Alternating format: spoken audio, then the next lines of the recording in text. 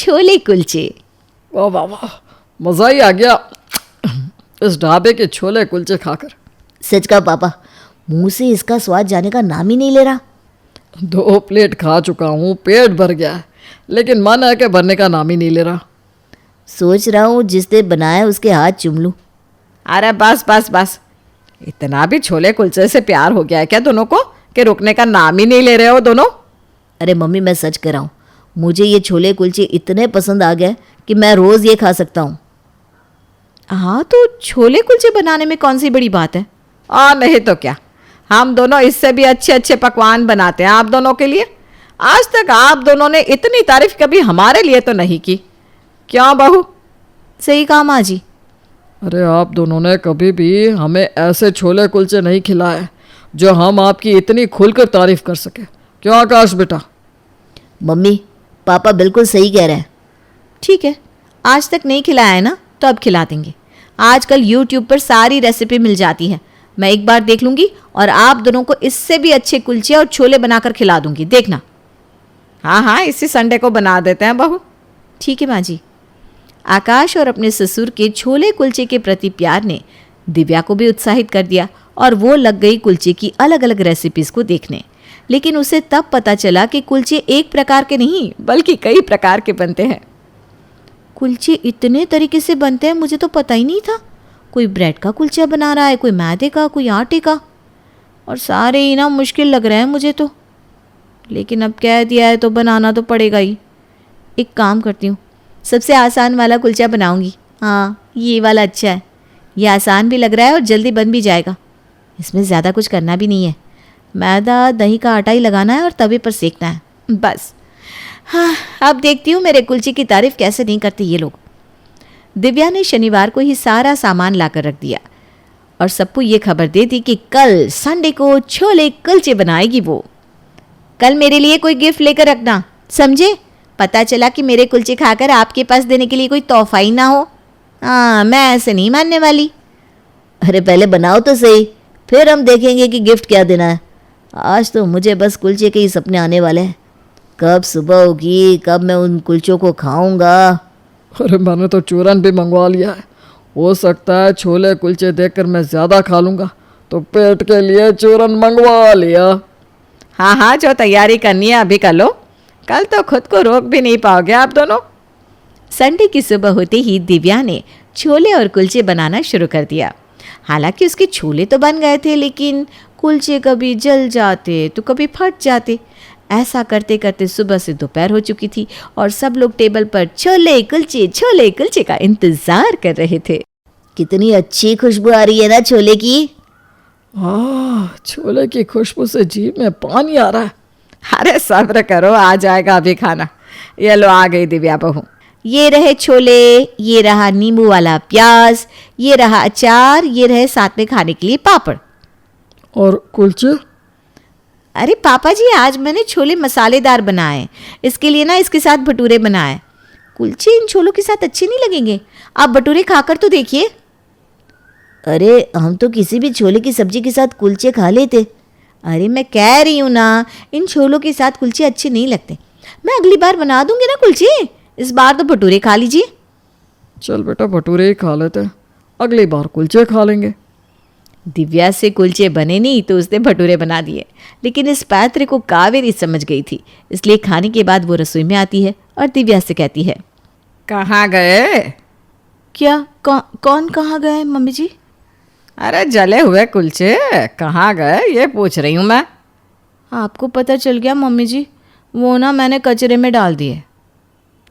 तेरी शक्ल देखकर ही मैं समझ गई थी कि तुझसे कुलचे नहीं बने। अरे मुझे लगा था कुलचे बनाना आसान होगा, लेकिन जब मैं बनाने लगी ना तो मुझसे एक भी कुलचा ठीक से नहीं बन रहा था। अरे इसीलिए तो कहते हैं कि सास सास होती है। तो देखना अगले संडे मैं बनाऊंगी कुलचे। मेरी एक सहेली है जो बढ़िया कुलचे बनाती है, उससे पूछ लूँगी, और देखना कितने अच्छे कुलचे बनते हैं। हाँ हाँ मम्मी जी, देखते हैं। इस बार कुलचे बनाने का मिशन कावेरी ने अपने कंधों पर लिया था और उसे पक्का यकीन था कि उसे इतने सालों का अनुभव है खाना बनाने का, तो उससे तो कुलचे आसानी से बन जाएंगे। इसलिए उसने हफ्ते पहले से ही अपनी सहेली से कुलचे बनाने की रेसिपी लेना शुरू कर दिया। अरे बस इतना ही करना है, मेरी बहू तो खामखा डर रही थी। खैर ठीक है, मैं तो ये आसानी से बना लूंगी। तू देखना, इस संडे को मेरे पति और बेटा मेरा हाथ ना चूमे तो कहना।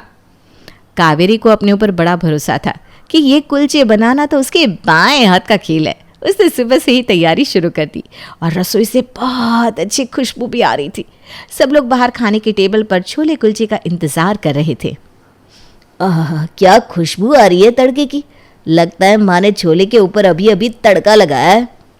अरे मैंने तुम्हारी माँ से यूं ही शादी थोड़ी ना की है। उसके तड़के की खुशबू से ही तो मैं उसे इतना पसंद करता हूँ। वाह, ये लो माँ लेकर आ गई सब कुछ। ये लो आपकी पसंद के प्याज के पकोड़े, साथ में मिर्ची के पकोड़े और तड़के वाले छोले, और ये रहे मटर वाले चावल। मटर वाले चावल?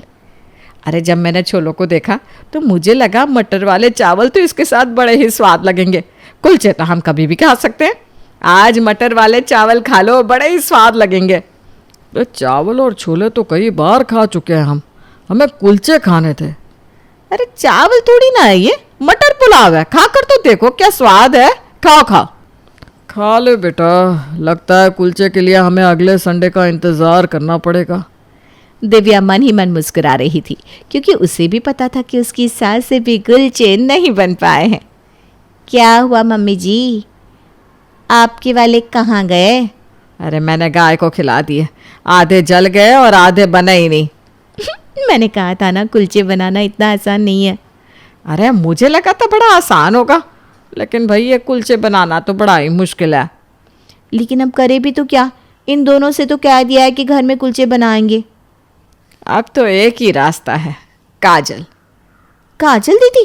काजल दीदी को आते हैं क्या कुलचे बनाना? अरे काजल ने मुश्किल से मुश्किल खाना भी आसानी से बनाना सीखा है, तो ये तो उसे पक्का आता ही होगा। दिव्या और कावेरी ने काजल को फ़ोन किया और सारी बात बता दी। काजल भी अपनी कुकिंग डायरी को लेकर पहुंच गई अपने मायके। अरे दिव्या, तुम चिंता ना करो, ये मेरी कुकिंग की डायरी है ना, ये सब आसान कर देगी। इसमें से देखकर मैंने बहुत कुछ बनाया है।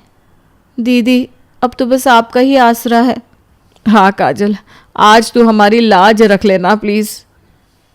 अरे आप दोनों चिंता क्यों कर रही हैं? आप बेफिक्र होकर जाइए, मैं इतने अच्छे कुलचे बनाऊंगी कि वो दोनों मेरे कुलचे के दीवाने हो जाएंगे। दीदी की बातों से लग रहा है कि उनकी ये कुकिंग डायरी आज ज़रूर कुछ कमाल करेगी। हाँ मुझे भी कुछ ऐसा ही लग रहा है। चल बेटा, हम दोनों छोले बना देते हैं और तू कुलचे बना देना। हाँ ठीक है मम्मा। काजल की कुकिंग डायरी सच में कमाल थी। उसमें कई सारी रेसिपीज़ थी जो बहुत बेहतर थी। काजल ने उस डायरी में से सबसे आसान तरीका निकाला कुलचे बनाने का और बड़े आराम से अपना काम करने लगी। माँ जी अच्छा हुआ ना हमने काजल दीदी को बुला लिया। हाँ सच कह रही है, आज हम दोनों उससे कुलचे बनाने की रेसिपी ले ही लेंगे। ये लो आ गई दीदी। अरे वाह दीदी, आज तो बड़ी अच्छी खुशबू आ रही है। अरे आएंगी क्यों नहीं, आप दोनों का पसंद का खाना जो बनाया आज। अरे आज तो लगता है इच्छा पूरी हो ही जाएगी। हाँ ये देखो, छोले और मक्खन वाली ब्रेड। ब्रेड? इसका मतलब दीदी से भी नहीं बने कुलचे। सत्यानाश हो इन कुलचों का। और ये रहे कुलचे। कुलचे ये कहाँ से आए? मुझे लगा ही था कि जब आप बाहर से ब्रेड मंगवा रही थी और रसोई से जले हुए कुलचे की खुशबू आ रही थी तो मैंने बाहर से कुलचे ऑर्डर कर दिए थे। अरे वो तो मेरे कुलचे बन ही गए थे बस। काजल रहने दे बेटा, चल खा ले आप कुलचे। अच्छा किया बाहर से ही मंगवा लिया। हम छोले बना दिया करेंगे, आज के बाद कुलचे आप बाहर से ही ले आना। हाँ इनके चावल भटूरे और ये ब्रेड से तो बचेंगे कम से कम। तुम चुप रहो जी। अरे मजाक था कावेरी, मजाक। ये लो तुम कुलचा लो। महिमा अब भी समय है, ज्यादा देर नहीं हुई है। वंश को चलाने के लिए लड़का ही जरूरी होता है, लड़कियों का क्या है, वो तो पराया धन होती है।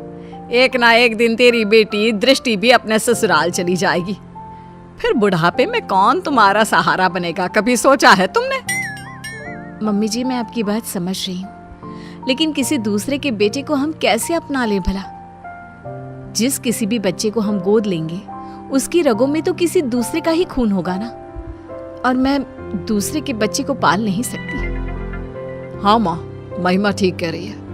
वैसे भी दृष्टि अब 8 साल की हो चुकी है, सब समझने लगी है वो भी। अगर हम बच्चा गोद ले भी लेते हैं तो हो सकता है कि कल को वो भी उस बच्चे को एक्सेप्ट ना कर पाए। अरे वो सब तुम समय पर छोड़ दो, समय के साथ साथ उसे भी सब समझ में आ जाएगा।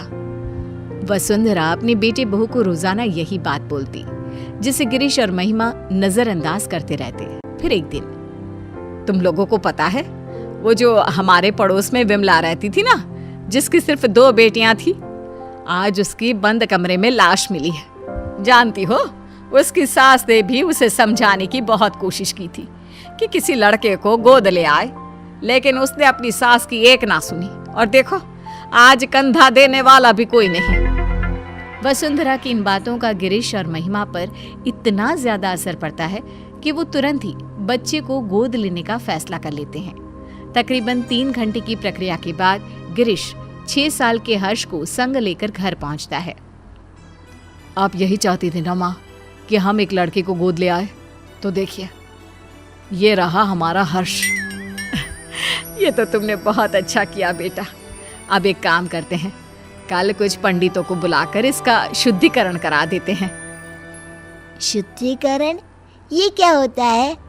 अरे बेटा, अभी तेरी रगों में किसी और का खून है, जिसके बारे में हमें कोई खोज खबर भी नहीं है, इसीलिए तू अशुद्ध है। कल जब तेरा शुद्धिकरण हो जाएगा, तब तो इस घर का वारिस बन जाएगा। तो क्या कल आप इंजेक्शन लगाकर मेरे शरीर से खून निकाल लेंगे? अरे ना ना बेटा, ऐसा कुछ नहीं होगा। हाँ, मुझे पता है ऐसा ही होगा। मैंने पढ़ा था खून की शुद्धिकरण को डायलिसिस कहते हैं। इसके जरिए जो हमारे शरीर में गंदा खून होता है वो निकाल देते हैं। आप लोग भी कल मेरे साथ यही करोगे ना?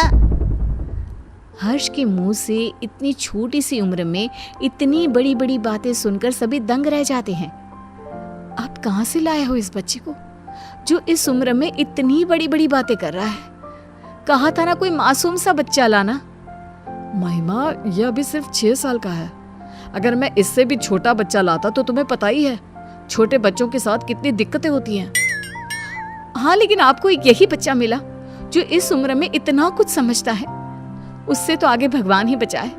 मैं दृष्टि के पास जा रही हूँ, आप संभालिए इस शैतान को। अगले दिन पंडित को बुलाकर शुद्धिकरण की पूजा भी करा दी जाती है, लेकिन उसके बाद भी घर का कोई भी सदस्य उसे अपना नहीं पाता। वो घर में सजावट के लिए पड़ी किसी चीज की तरह था। इसी तरह 1 साल बीत जाता है। समय के साथ साथ हर्ष को भी अपनी और सौतेले में फर्क समझ आ जाता है। अब दृष्टि 9 की और हर्ष 7 साल का हो चुका होता है। दृष्टि बेटा, मैंने तुम्हारे लिए एक साइकिल खरीदी है। अब तुम्हें स्कूल बस से जाने की कोई जरूरत नहीं है। थैंक यू पापा। पापा, मेरे लिए भी आप एक साइकिल खरीद लीजिए। स्कूल बहुत दूर है, मैं आने जाने में थक जाता हूँ। अगर स्कूल इतना ही दूर है तो कल से जाने की कोई जरूरत नहीं है, घर पर बैठ जा। मेरे पास इतने पैसे नहीं कि अब तुझे भी साइकिल खरीद कर दे सकूं। हर्ष मुंह लटकाकर वहां से चला जाता है। तुम लोग क्यों उसे अपना नहीं पा रहे हो? आखिर कब तक ऐसे ही उसके साथ सौतेलापन का व्यवहार करते रहोगे? दृष्टि की तरह अब वो भी तुम लोगों का बेटा है। बुढ़ापे में वही तुम्हारा सहारा बनेगा। माँ प्लीज, आपके कारण ही हम इस लावारिस को उठाकर घर लाए हैं। इससे आगे हम और कुछ नहीं कर सकते। ऐसे तो तुम उसकी जिंदगी बर्बाद कर रहे हो बेटा। अगर आपको ऐसा ही लगता है तो छोड़ आइए इसे वहीं जहां से ये आया था। तुम्हारे अंदर की इंसानियत कहाँ मर गई? जब से आया है तब से लेकर आज तक तुमने उसे कभी एक बाप का प्यार नहीं दिया। जरा सा भी तरस नहीं आता तुम्हें उस पर। माँ प्लीज, ये सब बातें आप मुझसे ना ही करो तो बेहतर होगा। 2 दिन बाद आज हर्ष बहुत खुश होता है और उछलते हुए अपनी माँ के पास आता है। माँ, मेरा रिजल्ट आ गया। देखिए, मैंने अपनी पूरी क्लास में टॉप किया है। तुम मुझे क्यों माँ बुला रहा है? मैं तेरी माँ नहीं हूँ, समझा? अरे क्यों डांट रही है बच्चे को? माँ ही तो है तू उसकी। सगी माँ नहीं हूँ मैं इसकी, जो ये इस तरह बार बार मुझे माँ माँ बुलाता रहता है। ये सगी माँ कौन होती है? क्या माँ भी कभी सगी और पराई होती है? लो, फिर शुरू हो गया। माँ जी, आपने ना इसे बहुत सर पर चढ़ा रखा है, अब आप ही संभालिए इसे। दृष्टि स्कूल से आती होगी, मुझे उसके लिए खाना भी बनाना है। इतना कहकर महिमा वहां से चली जाती है। दादी, कोई मुझे प्यार क्यों नहीं करता? सब दीदी से ही क्यों प्यार करते हैं? अरे ना ना बेटा, ऐसी कोई बात नहीं है। दृष्टि बड़ी है ना, इसलिए बस सबको उसकी फिक्र लगी रहती है। फिक्र और प्यार दोनों में अंतर होता है दादी। मम्मी पापा ना तो मेरी फिक्र करते हैं और ना ही मुझसे प्यार। 7 साल के बच्चे की ये बातें सुनकर वसुंधरा खामोश खड़ी रह जाती है। उसे समझ में नहीं आता कि वो बोले भी तो क्या। इतने में ही वहां दृष्टि भी आ जाती है। मम्मी पापा मुझसे प्यार इसलिए करते हैं क्योंकि मैं उनकी सगी बेटी हूँ, और तुम्हें तो वो अनाथालय से उठाकर लाए हैं। दृष्टि, कितनी बार समझाया है, इस तरह बात नहीं करते। छोटा भाई है वो तुम्हारा। ये मेरा कोई भाई भाई नहीं है। दीदी, मैं आपका सगा भाई नहीं हूँ, तो मेरा भी तो आप लोगों से कोई खून का रिश्ता नहीं है। उसके बाद भी जब मैं आप लोगों का स्वीकार कर सकता हूँ, तो आप लोग क्यों नहीं अपना रहे मुझे? शोर सुनकर गिरीश और महिमा भी बाहर आते हैं। इतना शोर क्यों हो रहा है यहाँ? क्या चल रहा है ये सब? देखिए ना पापा इस लड़की को। क्यों रे हर्ष, आप कौन सा ज्ञान झाड़ रहा है तू? मैंने तो बस छोटा सा सवाल ही पूछा था दीदी से। अगर उनके लिए मैं कोई गैर हूँ, तो आप कौन से मेरे सगे हैं? उसके बाद भी जब मैं आपको अपने जन्मदाता की जगह दे सकता हूँ, तो आप लोग ऐसा क्यों नहीं कर सकते? हर्ष के इन सवालों से पूरे घर में सन्नाटा छा जाता है। वसुंधरा अपने आंसू पोंछते हुए गिरीश और महिमा से सवाल करती है। अब क्यों चुप हो तुम लोग? जवाब दो ना इस बच्चे के सवाल का। हर्ष के सवालों का किसी के पास कोई जवाब नहीं होता। गिरीश और महिमा बिना कुछ बोले अपने रूम की तरफ चले जाते हैं। ये लड़का तो जरूरत से ज्यादा ही तेज है। कहीं हमने इसे गोद लेकर कोई गलती तो नहीं कर दी?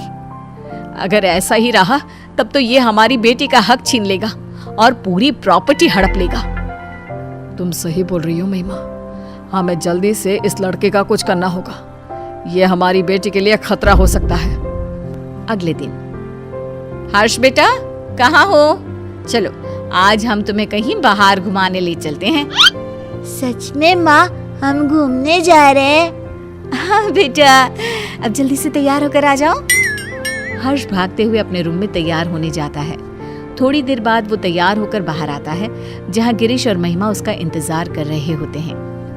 मम्मी पापा, हम कहाँ जा रहे हैं? आज हम तुम्हें मेला दिखाने के लिए लेकर जा रहे हैं। कल तुम्हारे सवालों ने हमारी आंखें खोल दी, इसलिए अब हम तुम्हें अपने सगे बेटे जितना ही प्यार देंगे। हर्ष ये सब सुनकर बेहद खुश हो जाता है। उसे लगने लगता है कि अब उसके बुरे दिन जा चुके हैं, लेकिन उसे कहाँ पता था कि उसकी किस्मत में आखिर आगे क्या लिखा है। वे सब मेले में पहुंच जाते हैं। हर्ष बेटा, झूला झूलोगे? हाँ मम्मा, मुझे झूला झूलना बहुत पसंद है।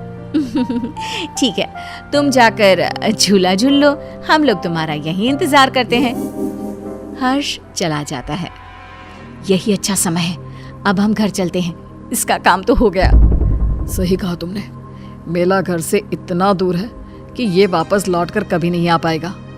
गिरीश और महिमा वहां से चले जाते हैं। हर्ष जब वापस लौटता है तो उसे वहां कोई नजर नहीं आता। वो पागलों की तरह अपने परिवार वालों को ढूंढता है। कुछ घंटे ढूंढने के बाद जब उसे कोई नहीं मिलता तो उसे सब समझ आ जाता है। अब वो करता भी तो क्या? न घर का पता मालूम था, ना ही कोई फोन नंबर। थक हार कर वो वहीं बैठ जाता है। तुम दोनों तो हर्ष को मेले पर लेकर गए थे ना, इतनी जल्दी वापस आ गए? और हर्ष कहाँ है? कहीं नजर नहीं आ रहा। माँ, वो अपने पुराने दोस्तों से मिलने की बहुत जिद कर रहा था, तो हम उसे अनाथ आश्रम छोड़कर आ गए हैं। कुछ दिन के बाद आ जाएगा, आप परेशान ना हो। वसुंधरा को दाल में कुछ गड़बड़ लगती है, लेकिन वो कुछ नहीं कहती और सीधे अपने रूम में चली जाती है। महिमा, माँ को इसके बारे में कुछ पता नहीं चलना चाहिए। महिमा सिर हिलाकर हाँ कहती है। 1 हफ्ता बीत जाने के बाद भी जब हर्ष वापस नहीं आता, तब वसुंधरा अपना फोन उठाकर हर्ष के दोस्तों को फोन करती है, जिससे उसे पता चलता है कि हर्ष तो कभी अनाथ आश्रम गया ही नहीं था। गुस्से से आग बबूला होकर वसुंधरा गिरीश और महिमा के कमरे में जाती है। हर्ष तो अनाथ आश्रम गया ही नहीं, फिर तुम लोगों ने मुझसे झूठ क्यों बोला? कहाँ है मेरा पोता, बताओ मुझे। माँ जी, वो आपका पोता नहीं है। मुझे सिखाने की जरूरत नहीं है, जितना पूछा है सिर्फ उतना ही जवाब दो। माँ, वो हम लोग हर्ष को उस दिन मेले में ही छोड़कर आ गए थे। हमें नहीं पता कि अभी वो कहाँ है। क्या? उस छोटे से बच्चे को तुम मेले में ही छोड़कर आ गए, ये जानते हुए भी कि वो अभी सिर्फ 7 साल का है। बेचारे किस हाल में होगा वो मासूम। तो और क्या करते मम्मी जी, उसका ठेका थोड़ी ना ले रखा है हमने। हम क्यों भला किसी और के बेटे के लिए अपनी बेटी का हक मारे। इस घर परिवार और हमारे प्यार पर सिर्फ दृष्टि का हक है। अगर ऐसी ही बात है तो मैं तुम्हें याद दिला देती हूँ कि तुम भी कोई मेरे सगे बेटे नहीं हो। ऐसे ही किसी अनाथ आश्रम से मैं तुझे लेकर आई थी। अगर उस समय मैं भी यही करती तो आज तुम भी दर दर की ठोकरें खा रहे होते। मैं नहीं जानती थी कि तुम दोनों की सोच इतनी छोटी भी हो सकती है। वसुंधरा की बातों से दोनों का सिर शर्म से नीचे झुक जाता है। उन्हें अपनी गलती का एहसास तो हो चुका होता है, लेकिन अब शायद बहुत देर हो चुकी होती है। दोनों हर्ष को ढूंढते हुए उसी मेले की तरफ पहुंच जाते हैं, लेकिन वहां उन्हें सिवाय सन्नाटे के कुछ नजर नहीं आता। अगले दिन गिरीश और महिमा फिर से उसी मेले में हर्ष को ढूंढने जाते हैं। क्या हुआ साहब, किसी को ढूंढ रहे हो क्या? कुछ दिन पहले हमारे साथ एक बच्चा आया था ना, जिसने झूला भी झूला था। आपने उसके बाद से कहीं देखा उसे? नहीं, उसके बाद मैंने उसे देखा तो नहीं, लेकिन उस दिन बहुत रो रहा था बेचारा। रात तक यहीं बैठकर रोता रहा, फिर अचानक न जाने कहाँ गायब हो गया। गिरीश और महिमा आगे बढ़ते हुए फिर किसी से पूछते हैं। आप जिस बच्चे को ढूंढ रहे हो ना, वो तो 2 दिन पहले ही मर चुका है। बेचारा पिछले कई दिनों से यहाँ रोज आकर अपने मम्मी पापा को ढूंढता था। कई दिनों से कुछ खाया भी नहीं था उसने। फिर एक दिन एक्सीडेंट में उसकी मौत हो गई। 7 साल की मासूम की मौत के बारे में सुनकर गिरीश और महिमा के पैरों तले जमीन खिसक जाती है। उनकी घटिया सोच आज एक मासूम की मौत की वजह बन चुकी थी। क्या गिरीश और महिमा का एक 7 साल के बच्चे को लेकर ऐसा बर्ताव उचित था? गोद लिए हुए बच्चे को अपनाने के बाद भी आखिर क्यों उन पर सौतेले और अनाथ होने का टैग लगा दिया जाता है? क्या सिर्फ खून के रिश्ते ही रिश्ते होते हैं? दिलों के रिश्तों का कोई वजूद नहीं होता?